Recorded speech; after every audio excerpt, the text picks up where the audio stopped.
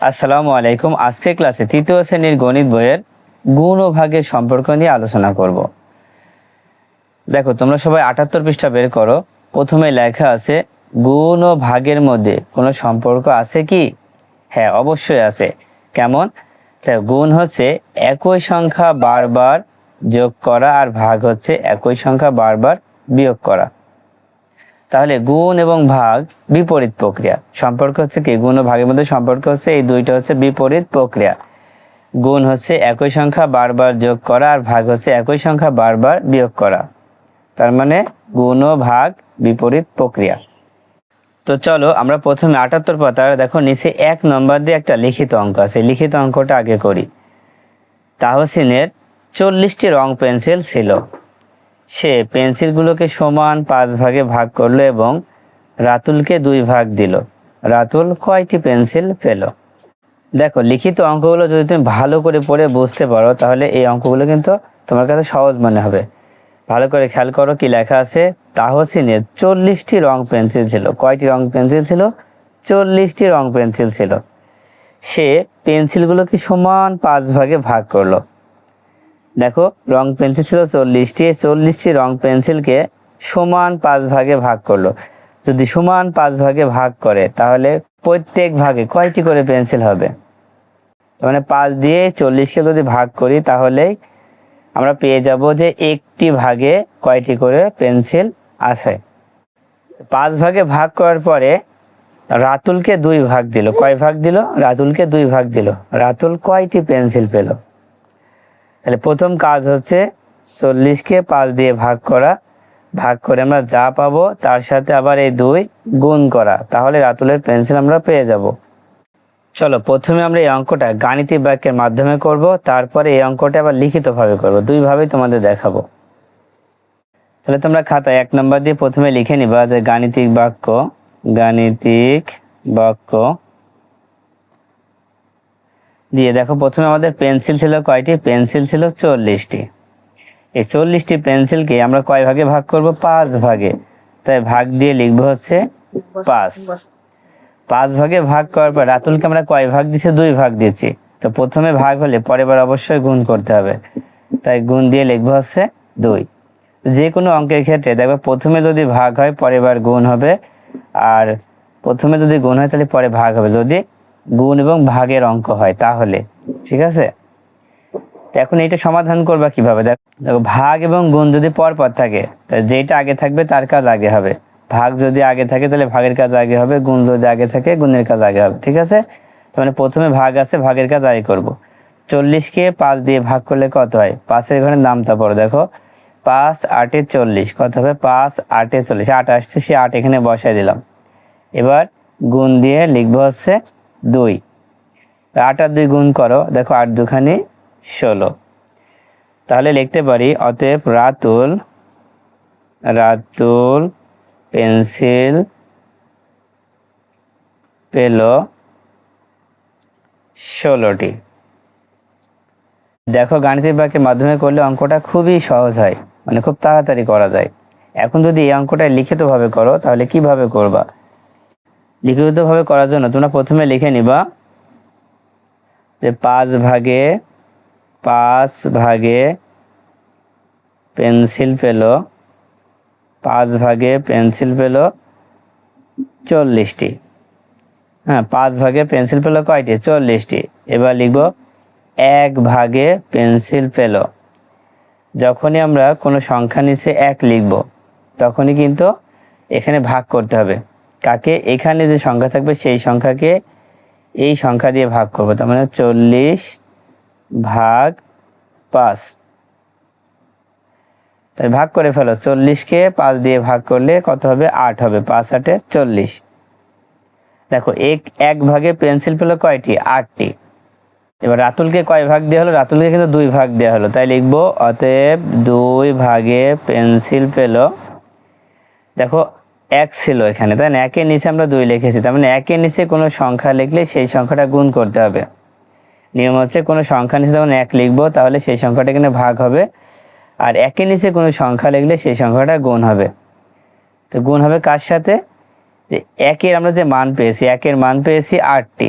এই 8-এর সাথে এই 2 গুণ হবে,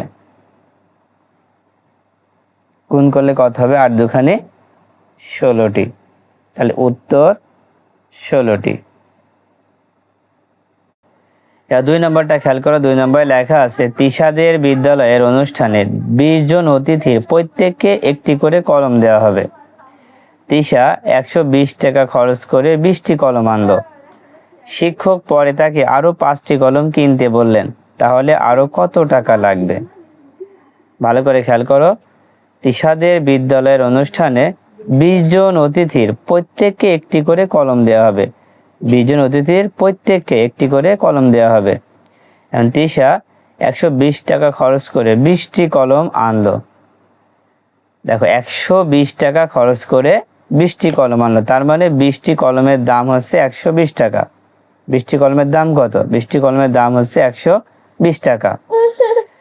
শিক্ষক পরে তাকে আরো 5টি কলম কিনতে বললেন, তাহলে আরো কত টাকা লাগবে?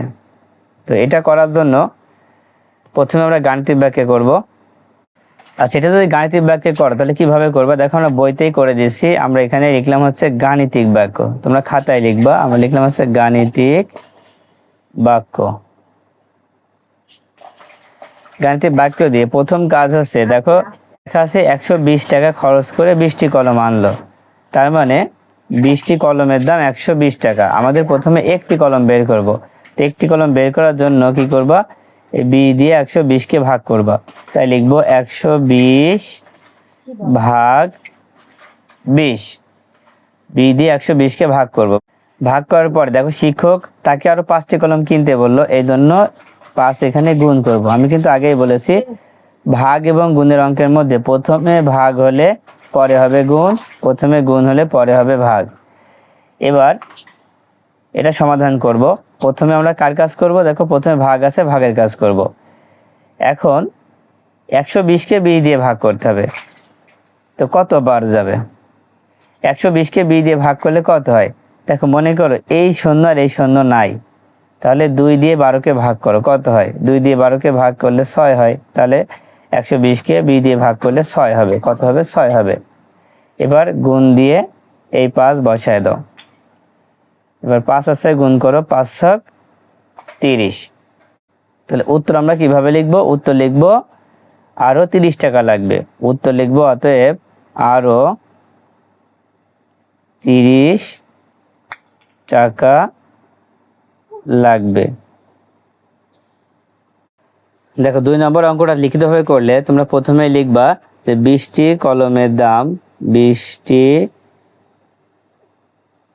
কলমের দাম 120 টাকা। এবার লিখবো অতএব একটি কলমের দাম। তো যখন আমরা একটি কলমের দাম বের করব তখন কি করতে হবে? দেখো 20টি কলমের দাম যদি 120 টাকা হয় তাহলে একটি কলমের দাম কিন্তু অনেক কম হবে।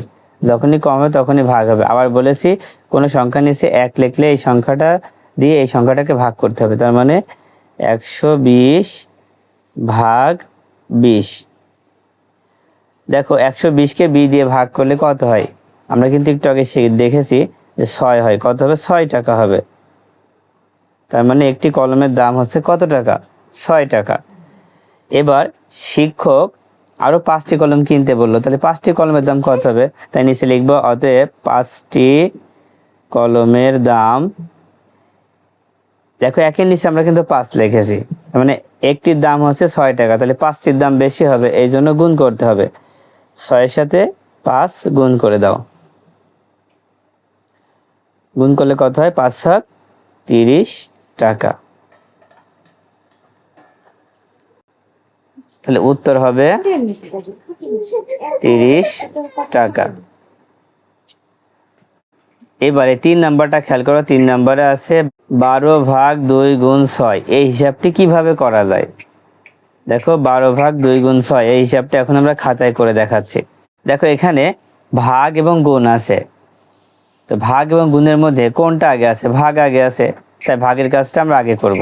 তো 12কে আমরা ভাগ করব 2 দিয়ে। 2 দিয়ে 12কে ভাগ করলে কত পাওয়া যায়? 2 এর নামটা পড়লে দেখো 6 দুখানি 12, কত আসে? 6 আসছে, তাই 6 লিখবো। তারপরে এই গুণটা এখানে দিয়ে দিব, তারপরে আবার এই 6টা বসাবো। এবার 6 আর 6 গুণ করলে কত হয়? 6 ছক 36। দেখো খুব সহজে কিন্তু এই অঙ্কটা হয়ে গেল। তো আশা করি অঙ্কগুলো খুব ভালোভাবে বুঝতে পেরেছো। তো আজকের মতো ক্লাসটা এই পর্যন্ত। আল্লাহ হাফেজ।